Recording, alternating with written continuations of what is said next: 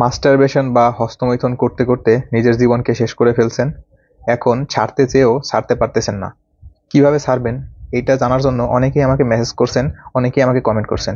এই ভিডিওতে আপনাদেরকে কিছু পরামর্শ দেওয়ার চেষ্টা করব। আমি সৌরভ ইসলাম সাগর, MBBS ফোর্থ ইয়ার। মাস্টারবেশন বা হস্তমৈথুন এটা ছাড়ার জন্য প্রথমেই আপনাকে যেটা বিশ্বাস করতে হবে সেটা হচ্ছে ইসলামে মাস্টারবেশন সম্পূর্ণ হারাম।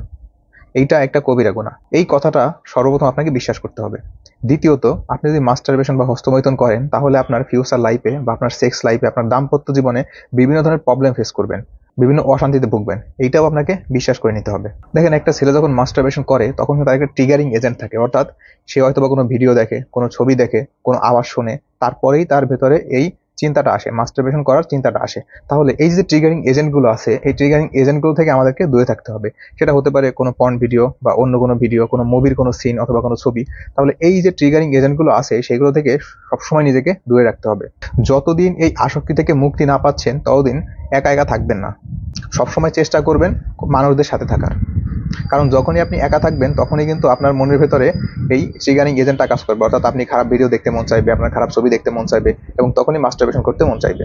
কখনো যদি আপনার ভেতরে মাস্টারবেশন করার বা হস্তমৈথুন করার ইচ্ছা আসে তাহলে আপনার আশেপাশে যে মানুষগুলো আছে আপনি তাদের কাছে চলে যান, তাদের কাছে গিয়ে তাদের সাথে গল্প করেন। একটা কথা মনে রাখবেন, মাস্টারবেশন বা হস্তমৈথুন এটা কোনো রোগ না। এর জন্য কোনো ট্রিটমেন্ট বা কোনো ঔষধের দরকার নাই। এটা সম্পূর্ণ আপনার একটা বদ অভ্যাস। তাহলে আপনি চেষ্টা করলে এই অভ্যাস থেকে বের হয়ে আসতে পারবেন।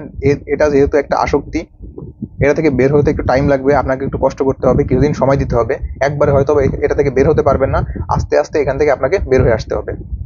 আপনাদের কোনো প্রশ্ন থাকলে কমেন্ট বক্সে জানাবেন, আর আমার আইডিটা ফলো দিয়ে রাখবেন।